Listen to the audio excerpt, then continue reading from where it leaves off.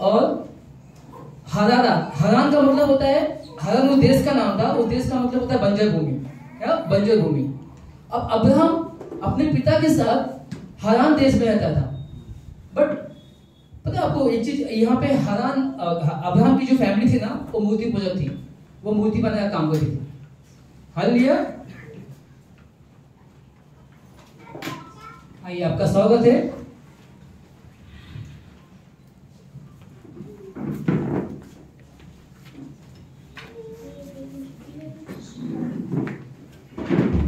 All set.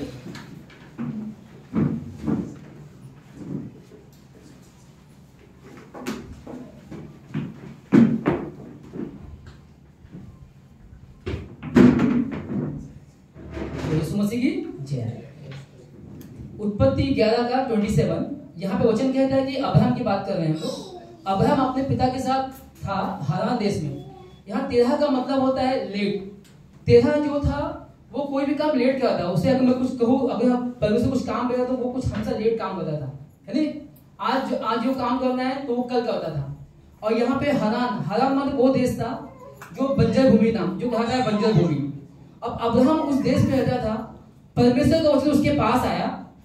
हम पढ़ेंगे 12 उत्पत्ति का 12 में लिखा है, यहोवा ने अब्राहम से कहा, अपने देश और अपने कुटुंबियों और अपने पिता के घर को छोड़कर उस देश में चला जा जो मैं तुझे दिखाऊंगा। हालेलुया।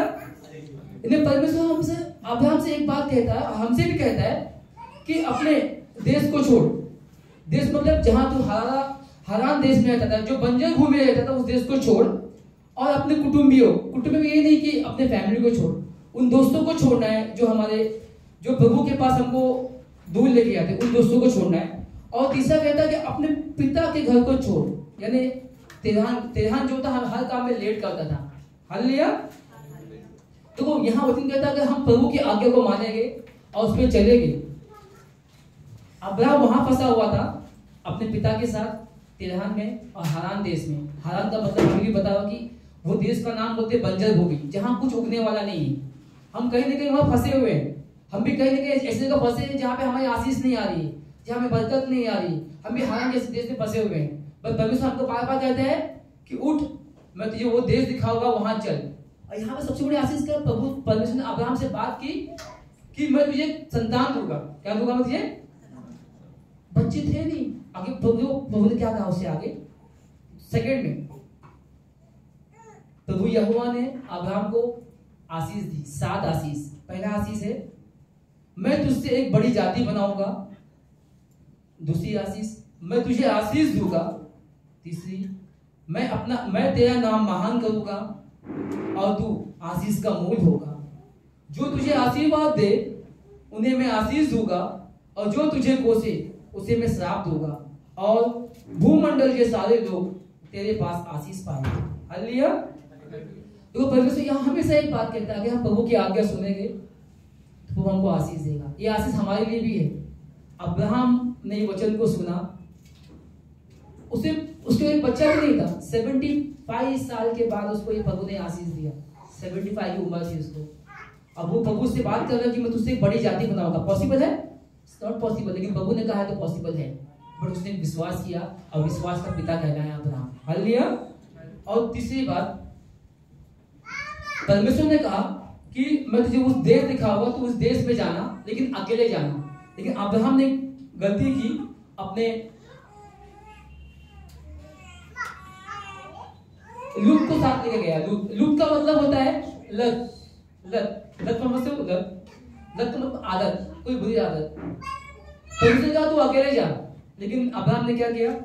उसके साथ चला गया, लूत के साथ लेके गया। हम भी कहीं ना ऐसे दोस्तों के साथ जमा है जिनको हम रहना नहीं चाहते, हम फिर भी वो दोस्त हमारे साथ है। ऐसी कोई सोच हमें निकालना है, फिर भी हम उस बात को, ऐसी कोई चीज है जो कोई बात हमारे अंदर चल, किसी ने कुछ बोल दिया तेरे जीवन में ऐसा है, तेरे जीवन, वो बात को पढ़ के बैठ जाते हैं कि तेरे जीवन में ये है, तेरे माता पिता के जीवन में ये है। ऐसा हम अपने फैमिली की बात को पढ़ के बैठ जाते हैं कि तेरा भविष्य आगे कुछ नहीं है। लेकिन परमेश्वर कहता है कि इस चीज को निकालो, आगे बढ़। हालेलुया।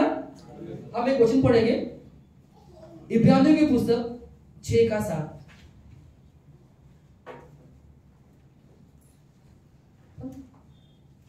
जैसे पहली वर्ष हुई आज दूसरी 22 के ऊपर है। इब्रानी 6 का 7 वचन कहते हैं, क्योंकि जो भूमि वर्षा के पानी को जो उस पर बार बार पड़ता है, पी पी कर जिन लोगों के लिए वो ज्योति बोई जाती है, उनके कामों का साग पात उग जाती है, वह परमेश्वर से आशीष पाती है। हालेलुया। हमारे ऊपर पे बारिश हुई थी पहली। हमें पता पहली बारिश कौन सी हुई थी? जब हमने विश्वास किया था प्रभु यीशु मसीह पे, वो हमारे ऊपर पहली बारिश हुई थी। हालेलुया।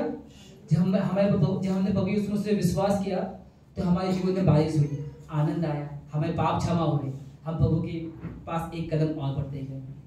लेकिन आज दूसरी बारिश है। हमारे पे कितनी बारिश हुई? क्या उस बारिश का हमने इस्तेमाल किया? नहीं। कहीं ना कहीं हम अपने काम में बिजी हो गए। वचन कहता है, क्योंकि जो भूमि वर्षा के पानी को जो उस पर बार बार पड़ता है, पी कर जिन लोगों के लिए वो ज्योति बोई जाती है, उनके कामों का साग पात उग जाती है, वो परमेश्वर को आशीष देते हैं। जैसे भूमि पे पानी बरसता है, वो अन्न उगाता है, हमें खाने को मिलता है। वैसे प्रभु का वचन भी हमारे ऊपर बार बार पड़ता है, हर संडे पड़ता है कि हमारे जीवन से आशीष निकलती है, बरकतें निकलती है, निकलना चाहिए। अगर नहीं निकलेगी, वचन कहता है आगे 6 का 8, पर यदि वह झाड़ी और ऊंट कटारे उगाती है तो निकम्मी और श्रापित होने पर है, और उनका अंत जलाया जाना है। हालेलुया। अगर प्रभु के वचन को नहीं मानते, उसके वचन को हम नहीं सुनते, उसके वचन पे हम नहीं चलते, हम जलाए जाएंगे। हम क्या कहते हैं हम लोगों को, अरे वो अन्य है तो जलाए जाएंगे। यहाँ प्रभु कहता है प्रभु हमको जला देगा अगर हम विश्वास नहीं करेंगे। तो इसका मतलब ये, मैं वचन का बोलने का मतलब ये है कि अगर प्रभु की बारिश हमारे ऊपर है तो हमको फैलना है, आगे बढ़ना है। हमको क्या बढ़ना है? हमको आगे। अब प्रभु का वचन आगे लेके जाना है।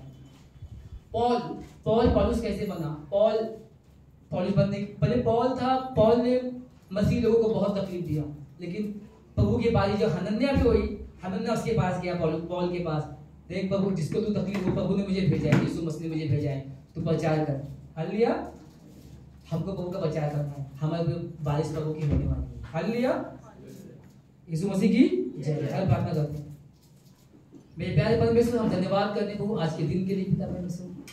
तो हम जितने वचन प्रभु हमने सुना प्रभु, ये आपकी तरफ से पिता परमेश्वर, यहाँ आए हुए सभी लोगों को आपके पवित्र लहू से कवर करता हूँ, आपकी बारिश इन पर डालता हूँ पिता परमेश्वर, ताकि वो प्रभु अन्न हो जाए प्रभु, और उनके जीवन में वचन 100 गुना फल जाए प्रभु, ताकि वो वचन दुनिया भर के कोने कोने में जाए और विश्वासी आए पिता परमेश्वर। आप इस चर्च को बढ़ाना पिता परमेश्वर, और आपकी आशीष देना पूरे परिवार।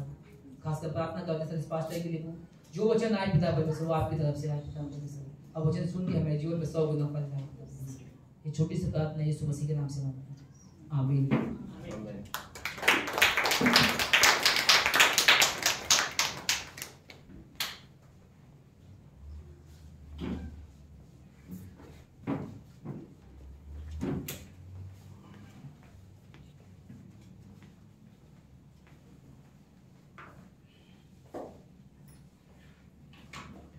ये भेंट का समय है, राइट?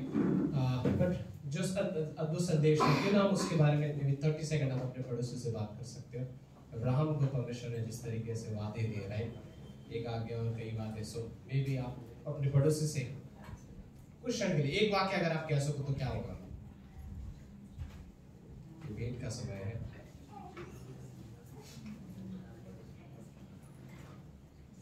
ये अच्छा एक्सरसाइज है, राइट?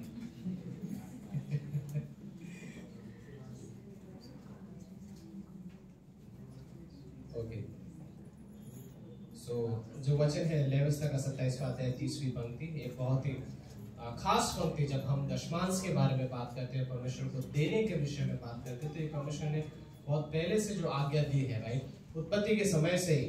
जैसे ये वचन सिर्फ इस तरीके से कहता है कि तेरे भूमि से जो कुछ भी 10वां हिस्सा निकलेगा, चाहे वो अनाज हो चाहे वो फल हो, वह प्रभु का है और पवित्र है। ये दो शब्द, जैसे प वाले शब्द, एक प्रभु और एक पवित्र, दोनों के दोनों शब्द, राइट।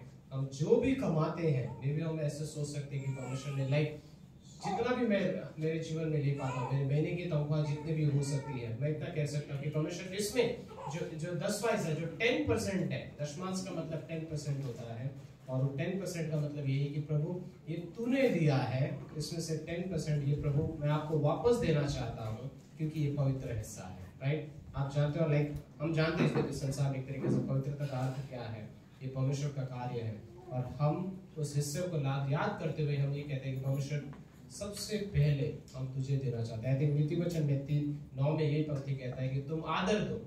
हम परमेश्वर को रिस्पेक्ट करते हैं, राइट? हम उसका भय रखते हैं, हम उसका आदर करते हैं, चाहे वो हमारी नौकरी हो, चाहे हमारी कोई अन्य बातें हो, चाहे वो रिश्ता हो।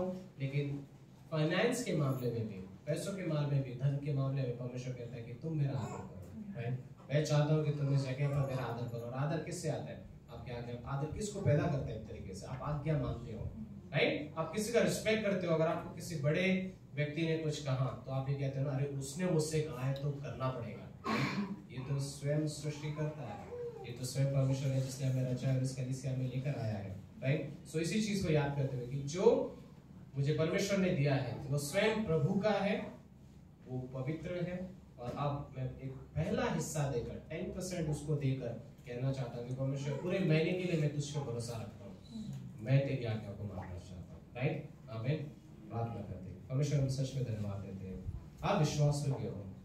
हम कई बार हम अविश्वास योग्य रहते हैं, लेकिन धन्यवाद हो परमेश्वर कि आपका वचन ही कहता है कि हमारी अविश्वास योग्यता में भी आप विश्वास योग्य पाए जाते हैं। हम फेथफुल नहीं होते, हम शायद ना दे पाते या नहीं दे पाते कई बार, या संकोच करते हैं या डाउट करते हैं, बट आप उन जगह पर भी आप अपनी विश्वास योग्यता दिखाते हो। आप पिता होना बंद नहीं करते हमारे लिए, आप चरवाह होना बंद नहीं करते हो हमारे लिए। हमारे दशमांश को, हमारे हर एक चीज़ों को हम आपके हाथों में सौंपते हैं। थैंक यू इस कलीसिया के लिए, संदेश के लिए जो हमने सुना, आने वाले समय को आपके हाथों में सौंपते हैं। प्रार्थना भविष्य के नाम से आमीन। आमीन।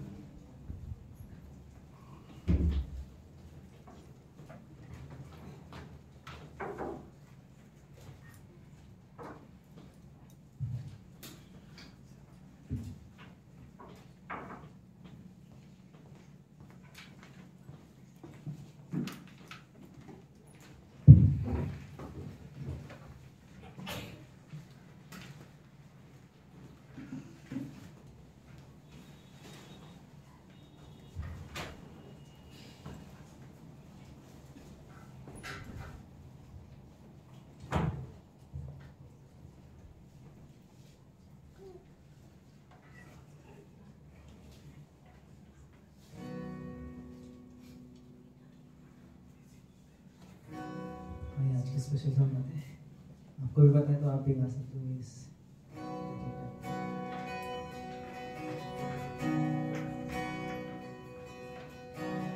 तुझसा इस जहां में अब कोई है, तुझ बिना आसरा मेरा है ना कहीं, रहो तेरी बाहों में प्रियतम मेरे, तू ही मेरा सर्वस्व यीशु मेरे। तुझसा इस जहां में और कोई है नहीं, तुझ बिना आसरा मेरा है ना कहीं, रहो तेरी बाहों में प्रियतम मेरे, तू ही मेरा सर्वस्व यीशु मेरे। आराधना तेरी आराधना, यीशु मेरे तेरी आराधना, आराधना तेरी आराधना, यीशु मेरे तेरी आराधना। अर्पण करता हूँ खुद को हाथों में तेरे, दो दे मुझको तू प्रभु वचनों से तेरे, तेरी इच्छा पर ही तू मुझको चला,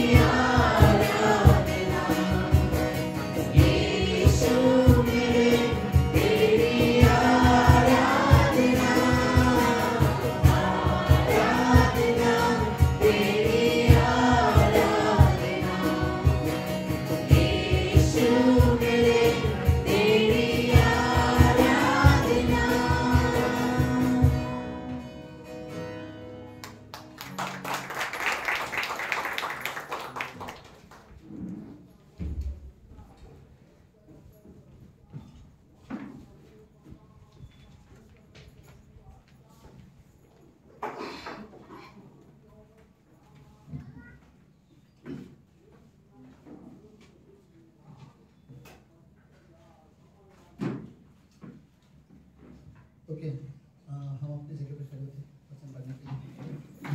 अच्छा सॉन्ग था भाई साहब।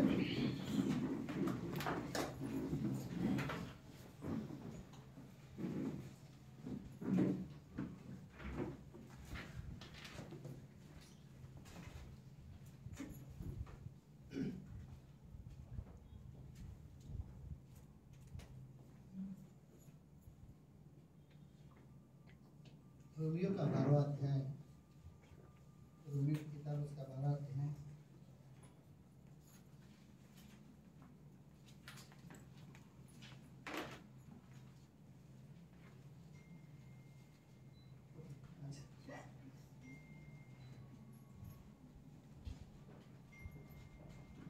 सब लोग ठीक है? यस। ओके, लेट्स किस पंक्ति पढ़ते हैं। रोमियो का 12वां अध्याय पहली पंक्ति। इसलिए हे भाइयों, मैं तुमसे परमेश्वर की दया स्मरण दिलाकर विनती करता हूँ कि अपने शरीर को जीवित और पवित्र और परमेश्वर को भावता हुआ बलिदान करके चढ़ाओ, यही तुम्हारी आत्मिक सेवा है। इस संसार के सदृश न बनो, परंतु तुम्हारे मन के नए हो जाने से तुम्हारा चाल चलन भी बदलता जाए, जिससे तुम परमेश्वर की भली और भावती और शुद्ध इच्छा अनुभव से मालूम करते रहो। प्रार्थना करते हैं। प्रभु यीशु, हम धन्यवाद देते हैं आज के दिन के लिए और एक सुंदर समय के लिए। धन्यवाद पिता, आप रियली पवित्र परमेश्वर। इस कमरे में हम आपकी आराधना के लिए खड़े हैं, आपकी महिमा करना चाहते हैं। प्रभु, इस धरती पर सबसे सुंदर चीज अगर तोहफे में आपने कुछ दिया है तो है जीवन, और वो जीवन को हमने खो दिया था, लेकिन दोबारा हमें वो जीवन मिला है यीशु मसीह के लहू के जरिए। आपका पवित्र लहू हमारे पापों के लिए बहाया गया। प्रभु, जीवन के लिए जो आपने कीमत चुकाई है, और उस कीमत के बदले प्रभु हम कुछ नहीं दे सकते, लेकिन आप पवित्र हो और हम आपसे प्रेम करते हैं। आपने जो हमारे लिए किया प्रभु, उसके लिए सिर्फ हम आपसे प्रेम करते हैं और हम आपको धन्यवाद कहते हैं पिता। हमारे पास जो जीवन है प्रभु, वो संसार के पास नहीं है। ये जो जीवन, संसार इस तरह से जीवन नहीं जीता जैसे हम जीते, और जैसे संसार जीते वैसे हम नहीं जीते। हमारे पास प्रभु अलग जीवन है जो मसीह के लहू के द्वारा हमें मिला है। इस जीवन में परमेश्वर जो गुण, जो स्वभाव है, वो स्वर्गीय है। प्रभु धन्यवाद इस जीवन के लिए। इस कमरे में जो भी व्यक्ति है, सबको आपने जीवन दिया है प्रभु। हम वो जीवन की बात नहीं कर रहे जो साधारण है, हम एक पवित्र जीवन की बात करें जो आपने हमें दिया है। प्रभु, हम धन्यवाद कहना चाहते हैं जीवन के लिए। आज की शाम प्रभु यीशु, जीवन के बारे में हमें समझने में मदद करना प्रभु। धन्यवाद पिता, प्रार्थना यीशु मसीह के नाम से करते हैं, आमीन। आप सब बैठ सकते हैं।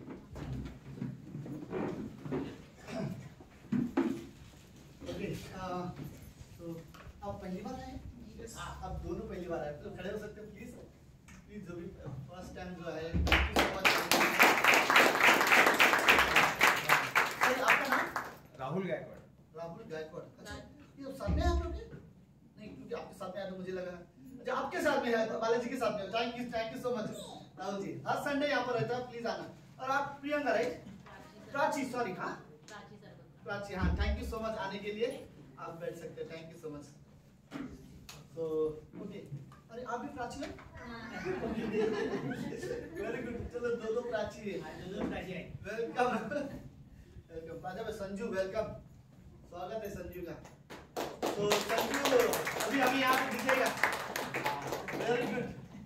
तो ओके, सत्यम की मम्मी आज हमारे बीच में है। Aunty, thank you so much आने के लिए। आप अच्छे लग रहे हो।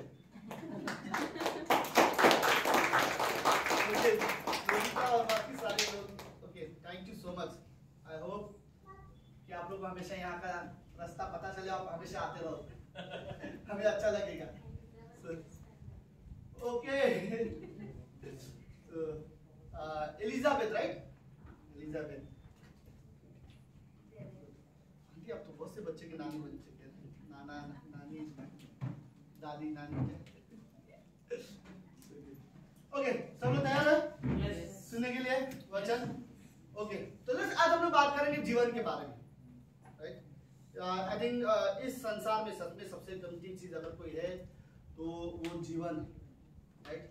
आपको लगता होगा बड़ा साधारण बात जीवन के बारे में, लेकिन कई बार कोई व्यक्ति जब बहुत सीरियस होते हैं, हॉस्पिटल में होते हैं और उसके परिवार वाले बड़े भागदौड़ करते हैं, उसे क्या बोलते हैं, उनको बचाने के लिए, राइट? तो उनको पता है कि जीवन का वैल्यू क्या होता है, राइट? लेकिन मैं ये फिर भी और बोलना चाहूंगा कि इससे भी बड़ी एक जीवन है, राइट? इस संसार के बाद भी एक जीवन है जिसे हम ये विश्वास करते हैं, अनंत जीवन, जिसके लिए यीशु मसीह धरती पर आया गया और हमारे पापों के लिए मारा गया और तीसरे दिन जीवित हुआ। उसने हमें एक नया जीवन दिया है, हम उस जीवन को भी विश्वास करते हैं और उस जीवन के बारे में भी हम बात करते हैं, राइट? तो आज हम लोग उस जीवन के बारे में बात करने का, लेकिन उससे पहले लेट्स मेरे साथ थोड़ा सा सोचो, ओके? परमेश्वर ने पूरी दुनिया बनाई, पूरी पृथ्वी बनाई, पूरी दुनिया बनाई परमेश्वर ने, और पूरी दुनिया बनाकर परमेश्वर ने कई सारी चीजें उस धरती पर रख दिया, राइट? पेड़ पौधे, कई सारी चीजों में तो ज्यादातर चीज ऐसी जिनमें जीवन है, सारे जानवरों में जीवन है, राइट? सारे पेड़ पौधे हैं, सब में जीवन है, और क्या है, पक्षी है, राइट? उन सब में जीवन है। लेकिन इन सबके जीवन को अगर मैं देखा जाए तो फिर भी एक जीवन है जो इन सबके अंदर जो जीवन आया वो सिर्फ परमेश्वर ने बोल दिया और इनके अंदर जीवन आ गया।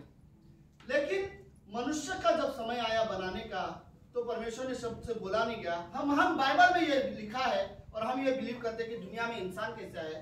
परमेश्वर ने पहले एक मिट्टी लिया और उसका एक पुतला बनाया और उसमें उसने अपनी श्वास फूकी और परमेश्वर का जो श्वास था वो मनुष्य के अंदर चला गया और तभी से वो एक जीवित प्राणी बना। और फिर उसके बाद से उसी के में से एक फसली निकाल कर परमेश्वर ने उसके लिए हवा बनाया, इसके लिए पत्नी बनाई और दुनिया में पहला पति पत्नी परमेश्वर ने दो लोगों को बनाया और उनके अंदर परमेश्वर ने क्या दिया था, अपना जीवन दिया था। ओके, लेकिन मैं एक बात बताऊं तो सबसे खूबसूरत ये बात अच्छा है कि परमेश्वर ने एक तोहफे में इंसान को जो सबसे बेस्ट तोहफा इस धरती पर जो हमें दिया है वो है जीवन। पता आपके पास जो है वो है जीवन, इसलिए आप जीवित हो और ये बहुत बड़ी आशीष है कि हम जीवित हैं और हमारे पास एक जीवन है। लेकिन मैं आपको ये बात बताना चाहता हूँ, सुनो। परमेश्वर ने तुम्हें ये जीवन सिर्फ इसलिए नहीं बनाया ताकि तुम जी सको। परमेश्वर ने तुम्हें जीवन इसलिए बनाया ताकि तुम उसके साथ जी सको, राइट? जीवन परमेश्वर ने इसलिए दिया है ताकि हम परमेश्वर के साथ जी सके। लेकिन अफसोस कि कई बार हम जीवन जी तो रहे लेकिन बिना परमेश्वर के। हमारे जीवन में परमेश्वर को हम कोई मायने नहीं रखते, राइट? परमेश्वर ने तुम्हें जीवन इसलिए दिया ताकि तुम परमेश्वर के साथ जियो, लेकिन पाप और बुराई के वजह से इस संसार में हमने बिना परमेश्वर के जीवन जीना सीखा है, जो कि हम विश्वासी के लिए, मैं सच कहता हूं, अच्छी बात नहीं है कि हम बिना परमेश्वर को जीवन जीना सीख रहे। कई सारे क्रिश्चियंस ऐसे हैं दुनिया में, आप सब लोग हो? ओके, कई सारे क्रिश्चियंस ऐसे हैं दुनिया में जो बिना प्रार्थना के जीवन जीना सीख रहे हैं, बिना बाइबल पढ़े जीवन जीना सीख रहे हैं, बिना परमेश्वर की आराधना किए, महिमा किए जीवन जीना सीख रहे, बिना परमेश्वर के साथ समय बिताए जीवन जीना सीख रहे। और कई सारे लोगों को ये मायने भी नहीं रखता कि परमेश्वर मेरे बारे में क्या सोचता है क्या नहीं, राइट? कई सारे विश्वासी को तो सिर्फ ऐसा लगता है कि संडे के दिन मुझे परमेश्वर के साथ जीना है। नहीं, ऐसा सच में नहीं है। परमेश्वर ने आपको जो जीवन दिया इसलिए दिया है ताकि आप उसके साथ जियो। तो मेरा एक सवाल है, क्या आप जो जीवन जी रहे हो आपको सच में ऐसा लग रहा है परमेश्वर के लिए जी रहे हो या परमेश्वर के साथ जी रहे हो? आपके लिए रियली ये मायने रखता है? कि मैं सच में कहना चाहता हूँ, हमें सिर्फ इस धरती पर जीवन जीना नहीं, हमें परमेश्वर के साथ जीवन जीना है। इसीलिए यीशु मसीह धरती पर आया और मनुष्य के पापों के लिए मारा गया और तीसरे दिन जीवित हुआ, ताकि वो नहीं चाहता कि पहले तो मनुष्य ने जीवन खोया था, राइट? और फिर जीवन के साथ साथ परमेश्वर, लोगों ने क्या किया था, परमेश्वर के साथ संगति खो दी थी। उसके लिए यीशु मसीह धरती पर वापस आया और वो आया इसलिए ताकि हमें वो जीवन दिए। मैं सच कहता हूँ, हमारे लिए जीवन बहुत कीमती है। आप इस जीवन परमेश्वर ने, पता है, हमें इस तरह से बोल सकते हैं, ये जो जीवन है परमेश्वर की ओर से आपके लिए एक गिफ्ट है, एक तोहफा है, राइट? लेकिन आप अपने जीवन में, अपने शरीर में क्या करोगे, ये तुम्हारी ओर से परमेश्वर के लिए तोहफा है, राइट? अगर आप अपना जीवन उसके लिए जी रहे हो तो आप अपना ये जीवन ऐसा है, अगर मेरा ये जीवन, परमेश्वर ने मुझे एक तोहफा दिया, ये मेरा जीवन है, ये परमेश्वर की ओर से मेरे लिए गिफ्ट है, लेकिन मैं इस शरीर को, इस जीवन को परमेश्वर की महिमा के लिए जीता हूं, तो ये मेरे तरफ से परमेश्वर को तोहफा है। हर विश्वासी को रियली ये मायने रखना चाहिए कि मेरा जीवन सिर्फ मुझे जीने के लिए नहीं, परमेश्वर के साथ जीने के लिए जिया गया है। और हमें रियली जरूरत है कि हम परमेश्वर के साथ जिए, उसके लिए हमें जरूरत है हम परमेश्वर के साथ बैठे, परमेश्वर के साथ समय बिताए, राइट, बाइबल पढ़े। विश्वासी को, मुझे नहीं लगता विश्वासी को ये चीज बोलने की जरूरत पड़नी चाहिए, राइट, कि आप अपना बाइबल पढ़ो, प्रार्थना करो, राइट।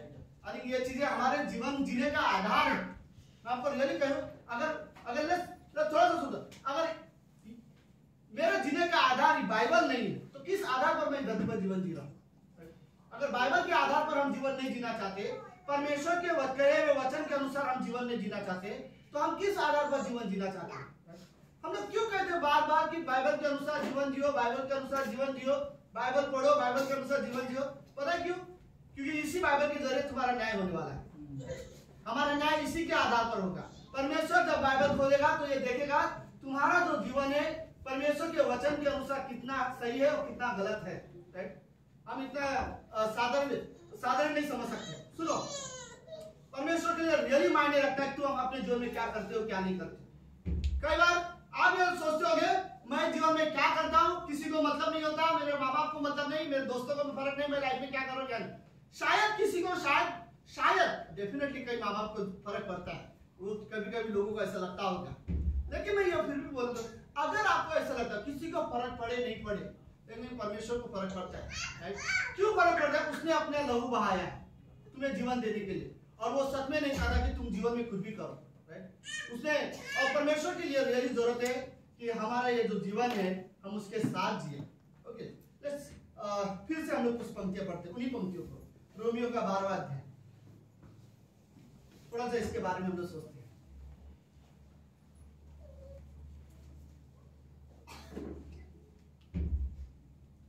रोमियो का 12वां अध्याय। इसलिए है भाइयों, मैं तुमसे परमेश्वर की दया स्मरण दिलाकर विनती करता हूँ, राइट। ये कोई आज्ञा नहीं है, ओके। ये बोल रहे हैं कि मैं तुम्हें परमेश्वर की दया स्मरण दिलाकर, ओके ओके, वाह, वेरी गुड। यहाँ पर भी ऑलरेडी है। सो ओके, इसलिए है भाइयों, मैं तुमसे परमेश्वर की दया स्मरण दिलाकर, ओके, तुम्हारे लाइफ में तुम्हें क्या करना चाहिए? पहले पौलुस कोशिश कर रहा है कि तुम्हें परमेश्वर ने तुम पर जितनी दया किया उसे याद दिला रहा है कि परमेश्वर ने क्या दया किया है, उसे याद करते हुए मैं तुमसे विनती करता हूं कि अपने शरीर को जीवित और पवित्र परमेश्वर को भावता हुआ, मतलब जैसे परमेश्वर को चाहिए, पसंद हो वैसे बलिदान करके चढ़ाओ, यही तुम्हारी आत्मिक सेवा है। ओके, तो परमेश्वर ये क्या चाहता है? क्या चाहता है? कि तुम अपने शरीर को परमेश्वर को दो, राइट। लेकिन कैसे? नंबर 1, जीवित, राइट। अब की बार पुराने नियम में बलि जो देते थे मृत्यु कर के साथ देते थे। अभी तुम्हारे बदले यीशु मसीह मर चुका है तो तुम्हें अभी मृत्यु की जरूरत नहीं है, अब मृत्यु की जरूरत नहीं है, अब जीवित बलिदान चाहिए। मतलब तुम जो जीवित हो अपने आप को जीवित परमेश्वर को देने की वादा करो कि परमेश्वर मैं अपने आप को तुम्हें देना चाहता हूँ। दूसरी चीज और क्या बोलता है? क्या होना चाहिए? पवित्र, राइट। तुम ऐसा नहीं कि तुम परमेश्वर को देना चाहते हो और अपने शरीर से जो चाहे वो कर सकते हो, राइट। जो बुराई जो आपको करना है आपने अपने शरीर में सब कुछ किया और हर दिन आप परमेश्वर को शाम को बोलते हो परमेश्वर मैं अपना शरीर आपको देना चाहता हूँ। क्या आप कहीं मेरा भेंट कैन की तरह ना हो जाए फिर, राइट। जो परमेश्वर बोले उसे मैं ग्रहण नहीं कर सकता, राइट, क्योंकि वो कैन ने जो दिया था वो शुद्ध मन से लेता। मैं इस तरह से भेंट नहीं देना चाहता। अपने शरीर को भले मैं दूं लेकिन हाबिल की तरह देना चाहता हूँ। अपने आप को भी देना चाहता हूँ लेकिन हाबिल की तरह, जिसने अच्छे से दिया था। ऐसा नहीं जैसे कैन की तरह जिसने पूरे मन से नहीं दिया था, राइट। तो मैं रियल, तो आप अपना शरीर परमेश्वर को देना चाहते हो, मतलब सिंपल ये, मैं अपने आप को परमेश्वर को देना चाहता हूँ। इसका मतलब है मैं आज जब बोलता हूँ परमेश्वर मैं अपने आप को तुझे देता हूँ, इसका मतलब अब मैं परमेश्वर के लिए जीवन जीता हूँ जो पवित्र जीवन है, राइट।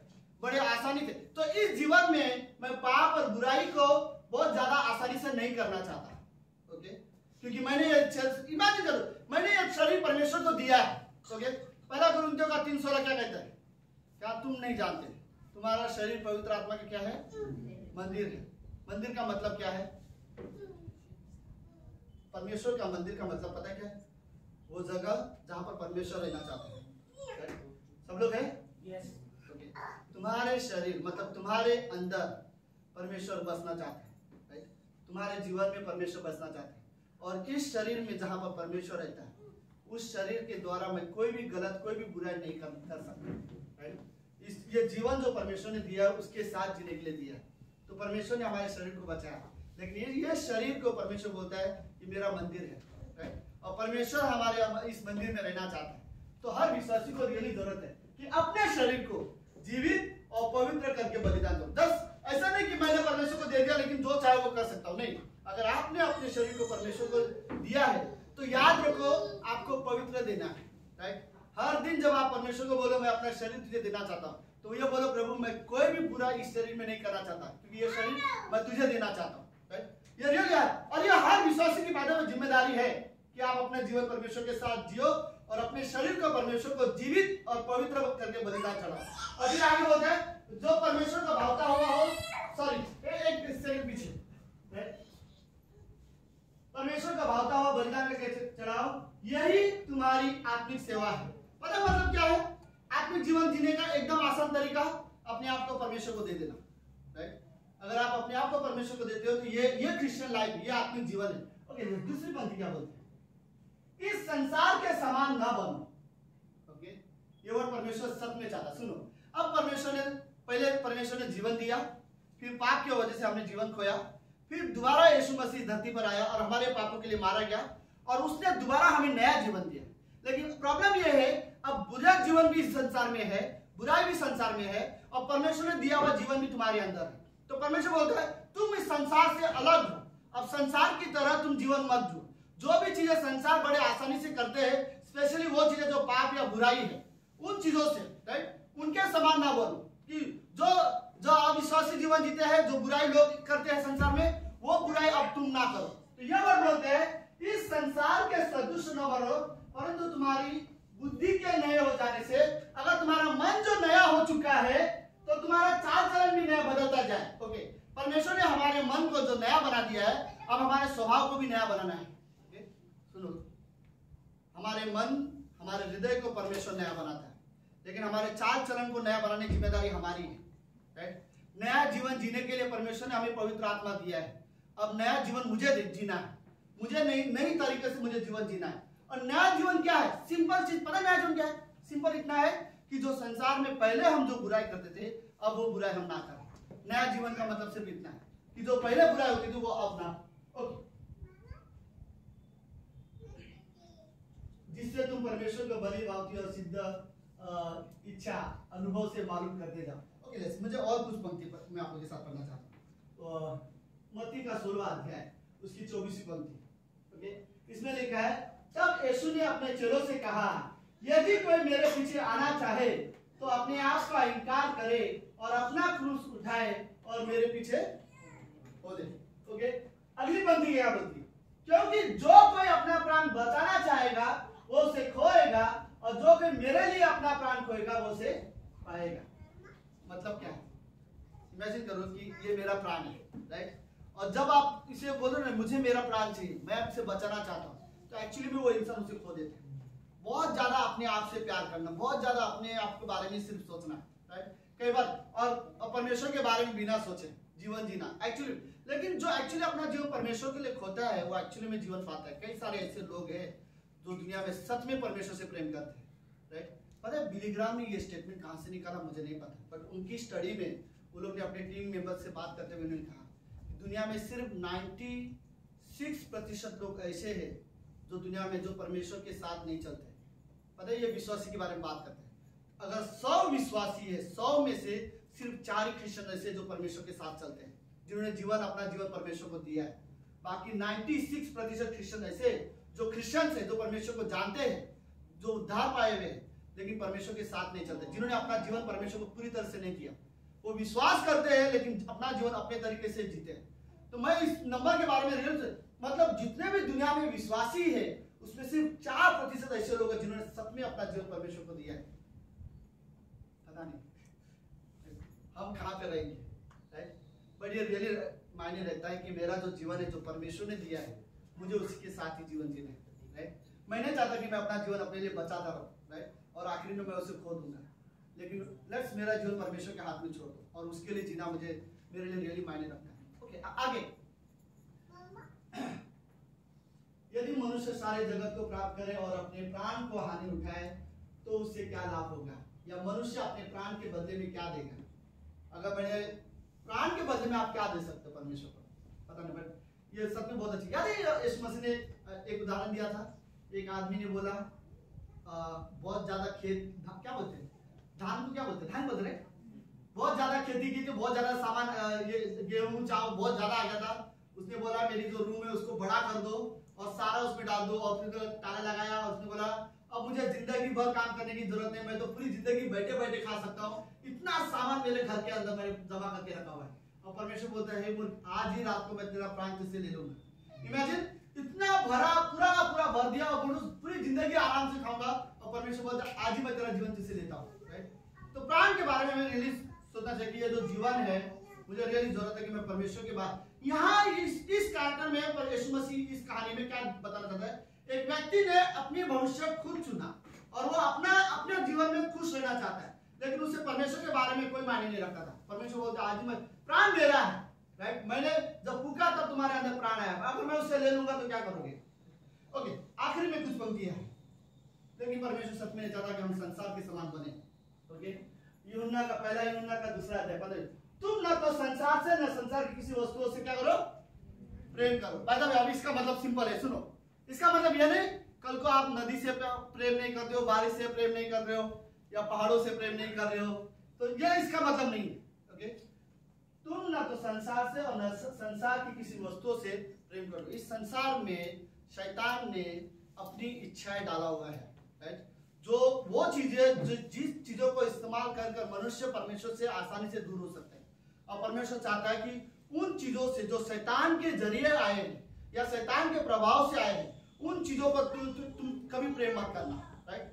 उन चीजों से तुम दूरी बना के रखना। ओके, तुम न तो संसार से न संसार की किसी वस्तुओं से प्रेम करो। ओके, लेट्स, अब सब लोग हो?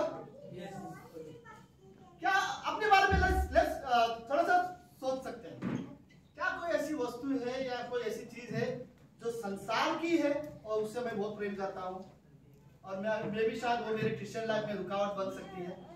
आई थिंक पता नहीं, बट हर एक का, लेकिन हमें सोचने की जरूरत है। यदि कोई संसार से प्रेम करता है तो उसमें पिता का प्रेम नहीं है। ये नहीं कहा गया वो पिता उससे प्रेम नहीं करता, नहीं। क्या कहा गया है? पिता उससे प्रेम करता है, लेकिन उसके अंदर पिता का प्रेम नहीं है, राइट? अगर कोई संसार से प्रेम करता है तो पिता का प्रेम उसके अंदर नहीं है। मतलब क्या है? वो उस प्रेम में जीवन नहीं जी रहा जो पिता उससे करता है, वो किसी और चीज से प्रेम करता है। फॉर एग्जाम्पल, परमेश्वर मुझसे प्रेम करता है, लेकिन मैं किसी और चीजों से प्रेम करता हूँ। मुझे इस प्रेम से तो यह प्रेम मेरे अंदर नहीं है, क्योंकि मैं संसार के चीजों से प्रेम करता हूँ। मैं आपको रियली बात बताऊं, मैं भी सच में सावधान। ओके, कई बार हम हमारे परिवार से बहुत ज्यादा प्यार करते हैं, और वो है डेफिनेटली, उसमें कोई गलत नहीं, लेकिन मैं सिंपली बोलना चाहता हूँ। सब लोग सुन रहे हैं?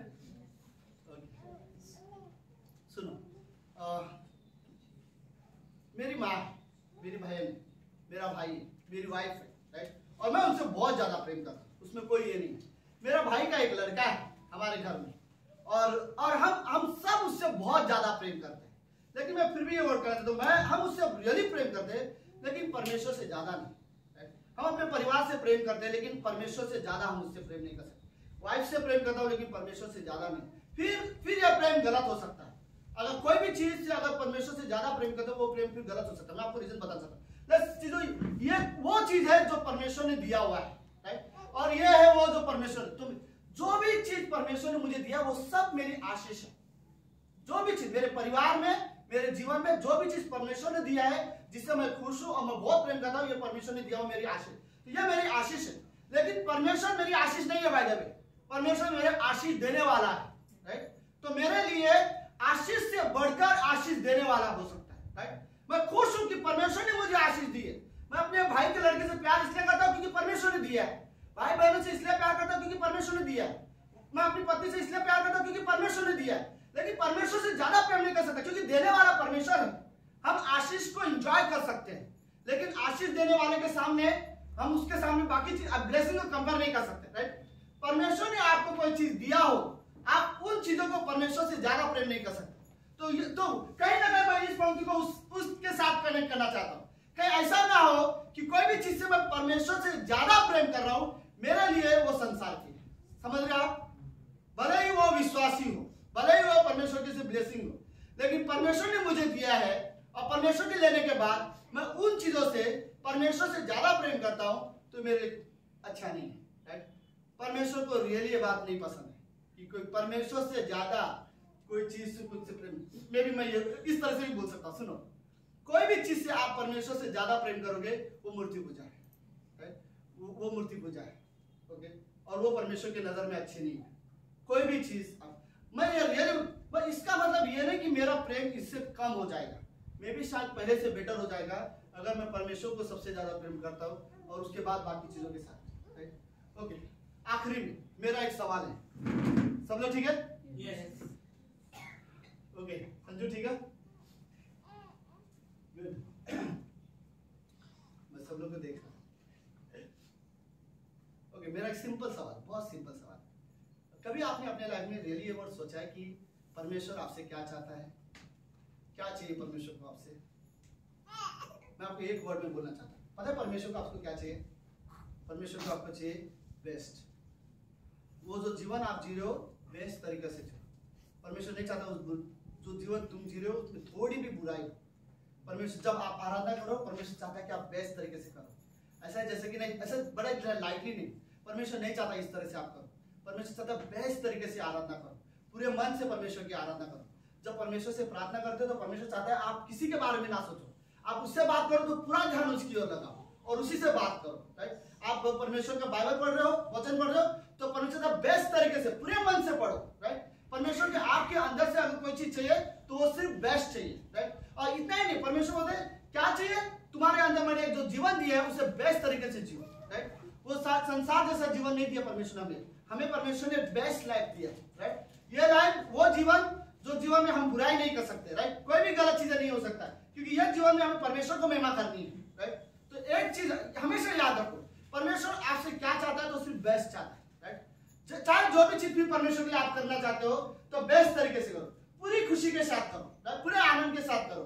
चाहे वो आराधना हो, चाहे परमेश्वर के साथ समय बिताना हो, बेस्ट तरीके से। चाहे आपको क्रिश्चियन लाइफ जीना है, नया जीवन जीना है, परमेश्वर चाहता है आप बेस्ट करो। और मैं एक बात बताऊं, असली बात, अच्छी बात क्या है, आप सब बेस्ट कर सकते हैं। सीरियसली, आप जब आराधना करोगे, आप सब, इस कमरे में कोई ऐसा नहीं जो बेस्ट तरीके से आराधना नहीं कर सकता। सुनो, मैं सुर और आवाज की मैं बात नहीं कर रहा हूँ, मैं हृदय की बात कर रहा हूँ। अगर आप सच में करना चाहते हो आराधना, आप जैसे आराधना कर सकते हो, कोई नहीं आपको रोक सकता, राइट।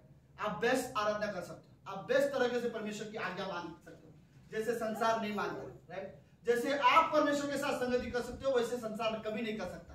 आप ऐसा नहीं कि आप जस्ट संगति कर रहे हो, आप बेस्ट तरीके से परमेश्वर के साथ संगति करो। तो मैं ये वर्ड कहना चाहता हूँ, जो भी समय आप परमेश्वर के साथ बिता रहे हो या जो जीवन आप परमेश्वर के साथ जी रहे हो वो बेस्ट होना चाहिए, राइट। क्योंकि परमेश्वर चाहता है कि आप बेस्ट लाइफ जियो, राइट। और ये परमेश्वर की ओर से हमारे लिए तोहफा है जीवन, राइट। तो परमेश्वर ये नहीं चाहता है कि हमारे ये जीवन जो साधारण ना हो, परमेश्वर चाहता है हम बेस्ट लाइफ उसके साथ जिए। क्योंकि हमेशा ये याद रखो, हमें सिर्फ जीवन जीने के लिए परमेश्वर ने जीवन नहीं दिया, बल्कि उसके साथ जीने के लिए जीवन दिया है। आमीन। ओके, लेट्स प्रार्थना करते हैं।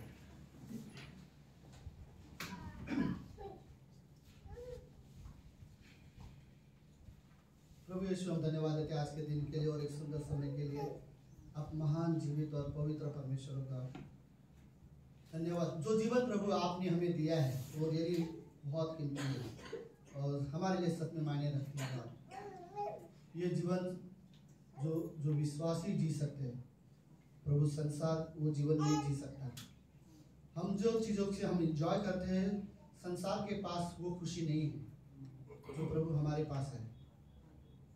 प्रभु, हम आपको एंजॉय करते हैं, आपकी संगति हम एंजॉय करते हैं प्रभु। जो भी हम गीत गाते हैं हम रियली एंजॉय करते हैं आपको। आप हमारे परमेश्वर हो। धन्यवाद पिता परमेश्वर, आज के दिन के लिए प्रभु हम रियली आपको धन्यवाद देते हैं। आप रियली पवित्र परमेश्वर हो। धन्यवाद पिता, धन्यवाद देते हैं प्रभु। ये प्रार्थना यीशु मसीह के नाम से करते हैं, आमीन।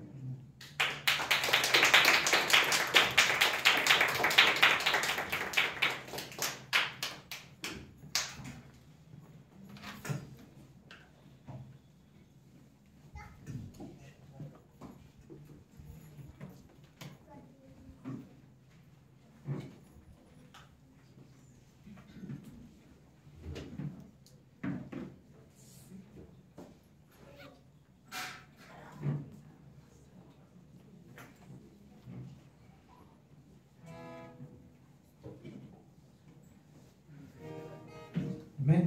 हम अपने स्थानों पर खड़े होते हैं। मैसेज अच्छा था। ये जीवन परमेश्वर ने हमें अकेले जीने के लिए नहीं दिया, उसके साथ साथ जीने के लिए दिया है।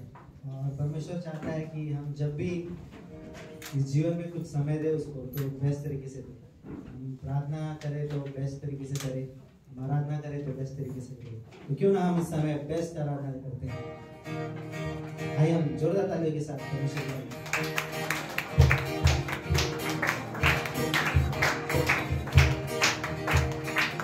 मेरे जीवन में है तेरा प्रभु, तू ही राज करे हो तेरी मर्जी। मेरे जीवन में है तेरा प्रभु जी, तू ही राज करे हो तेरी मर्जी। सब तेरे हम गाते जाए, आए मुसीबत मुस्कुराए। सब तेरे हम गाते जाए, आए मुसीबत मुस्कुराए।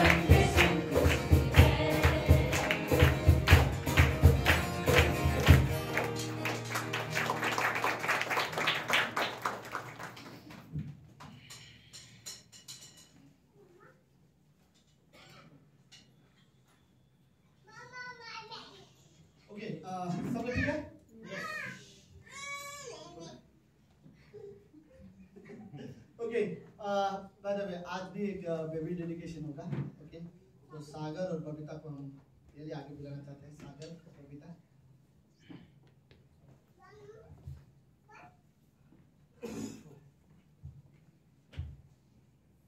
बबीता बड़ी अच्छी लग रही है। हाँ? सब लोग आप लोग जवाब नहीं दे रहे हो, खाली ओके। ओके, क्या इस ब्लेसिंग के बारे में आप लोग कुछ बोलना चाहते हैं बबीता? मैं एक ही चीज बोलूंगी, परमेश्वर ने मुझे सच में मेरे जीवन में बहुत सारे आशीष दिए हैं। पहले शादी हो नहीं रही थी, और फिर जब हुई तो एक टूटने जैसी हो गई, और फिर दूसरा हुई तो बहुत ही अच्छे हस्बैंड से परमेश्वर ने मुझे आशीष किया, बहुत ही ज़्यादा। और फिर बाद में जब शादी हुई तो फिर परमेश्वर ने घर से आशीष किया। हमारा खुद का 1 साल में ही खुद का घर भी हो गया, उससे परमेश्वर ने आशीष किया। और फिर बाद में एक बच्चा जो हर एक माँ और हर एक पति पत्नी अपने जीवन में चाहते हैं। और जैसे आज संदीप भाई बता रहे थे ना कि परमेश्वर देर करता है, जैसे अब्राहम के जीवन में परमेश्वर ने देर किया, और वो देर के वजह से आज हम देख सकते हैं कि सारे जनरेशन आज हम उसी के द्वारा आए हैं। और वैसे मैं भी मेरे जीवन में जब उधर बैठी तो मैं सोच रही थी कि परमेश्वर ने भले मेरे जीवन में बहुत सारी चीजें देर से किया, पर उसने मेरे लिए बेस्ट किया। आज पैशन सिटीज का भी मैसेज था, जैसे बेस्ट अपने जीवन में हमें हर एक चीज अपने जीवन में हमें बेस्ट देना है। और परमेश्वर के लिए मैं इसलिए हमें हमेशा सागर को बोलती हूँ कि परमेश्वर ने सच में मुझे तुम्हारे द्वारा परमेश्वर ने मुझे बहुत सारा आशीष दिया है करके, इसके लिए यही मेरे लिए। और परमेश्वर ने संयम को भी हमारे जीवन में एक आशीष का कारण बना के भेजा है उसने। उसके वजह से बहुत सारे जो रिश्ते थे वो जुड़ गए हैं सागर के पेरेंट्स से और उनकी बहनों से, तो ये भी एक आशीष का कारण है मेरे जीवन में।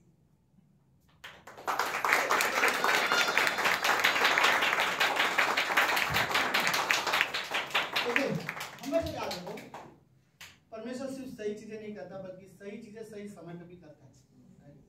तो जो चीज हुआ परमेश्वर के आशीष बेस्ट समय में हुआ। पता है प्रभु यीशु मसीह ने ये वर्ड क्यों बोला कि बच्चों को मेरे पास आने दो, और फिर यीशु मसीह बोलता है कि स्वर्ग का राज्य बच्चों को मत ठुकराओ क्योंकि स्वर्ग का राज्य इनके जैसे होगा। क्या कारण है? थोड़ा सा मेरे साथ सोचो, परमेश्वर क्यों बोलता है कि स्वर्ग का राज्य बच्चों के जैसा होगा? ऐसा है फिर कि हम लोग कल से बच्चे की तरह हरकतें करेंगे? बिल्कुल नहीं। लेकिन कहीं ना कहीं मैं इस पंक्ति के बारे में सोचो, 1 कुरिन्थियों का 13 अध्याय 13 पंक्ति, विश्वास प्रेम आशा तीनों स्थायी है, राइट? तो कहीं ना कहीं आप देखो बच्चों के अंदर विश्वास देखो, प्रेम देखो और आशा देखो, परफेक्ट तरीके से होता है, राइट? उनके अंदर इन चीजों में कमी नहीं होती। आप कितनी में भी झूठ बोलो फिर भी वो विश्वास करते हैं। तो कहीं ना कहीं परमेश्वर चाहता है कि हमारे अंदर भी वैसे स्वभाव हो, स्वर्ग में ऐसे स्वभाव हो जो बच्चों में है। तो मैं लेट्स क्लोजिंग में मैं सीरियसली वर्ड बोलना चाहूंगा कि परमेश्वर ने बच्चा सीरियसली बहुत बड़ी आशीष है, बट मैं रियली वो करूंगा आशीष के साथ साथ जिम्मेदारी भी होती है, राइट? देखो हर किसी को क्या बोलते हैं हम लोग, क्रेडिट चाहिए, राइट? बट बिना क्या बोलते हैं जिम्मेदारी के क्रेडिट नहीं आ सकता। अगर आपको क्रेडिट चाहिए तो आपको जिम्मेदारी लेना पड़ेगा, राइट?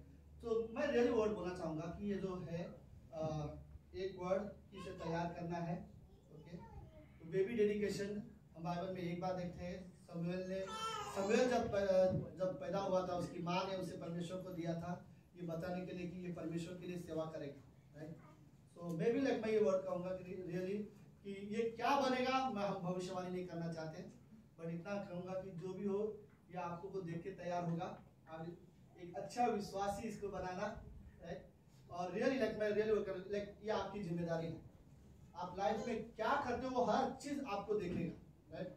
हर बच्चे माँ बाप को देखते हैं कि वो क्या करते हैं और फिर उसे कॉपी करने की कोशिश करते हैं। मैं रियली चाहूंगा हर एक अपनी चीजें कॉपी करो ताकि वो आपको देखे। मैं बाद में मैं पर्सनली वर्ड नहीं बोलना चाहता, मतलब तुम लोगों के लिए नहीं बोल रहा हूँ मैं, ये रियली जनरली सभी पेरेंट्स को वर्ड बोलना चाहता हूँ।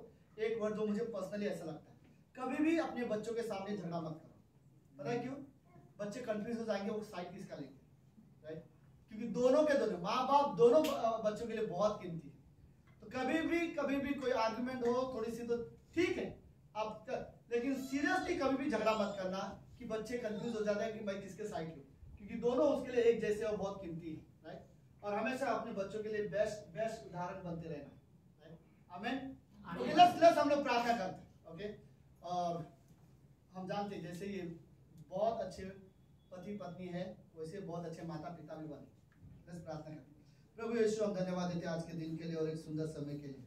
परमेश्वर, आप हमारे पिता हो, आप प्रभु जो आशीष आपने बबीता और सागर के जीवन में दिया है प्रभु, ये रियली बहुत सुंदर गिफ्ट है।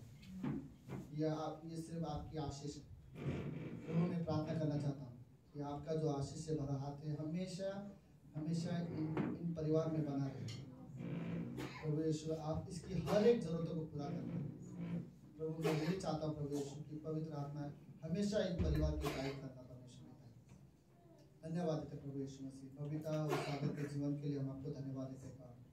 ये रियली बेस्ट कपल है पिता प्रभु। आप इन्हें रियली आशीष देना प्रभु, एक आत्मिक माता पिता बने, ये प्रार्थना करता हूँ।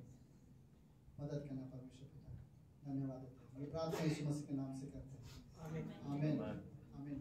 Okay, so by the way Sagar और बबीता की तरफ से वड़ा पाव है। आज हम लोग मुंबई का वड़ा पाव खाएंगे, ओके। और बालाजी के तरफ से चाय रखा हुआ है, तो वड़ा पाव और चाय आप लोग सब हाथ मिलकर खा